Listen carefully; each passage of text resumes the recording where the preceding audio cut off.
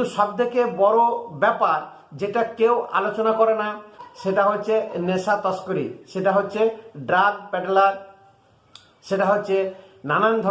ধরনের যত রকমের নেশা আছে, ড্রাগস, হেরোইন, ব্রাউন সুগার, গাঁজা, আফিম থেকে শুরু করে নানান রকমের যত নেশার দ্রব্য আছে, এই নিয়ে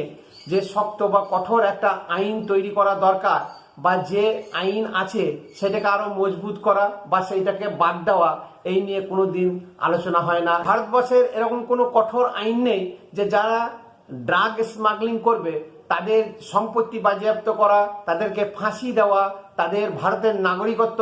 কেড়ে নেওয়া, এরকম কোনো কঠোর ধরনের আইন তৈরি হয়নি। আজকে এই যত সন্ত্রাসবাদী বলুন, জিহাদি বলুন,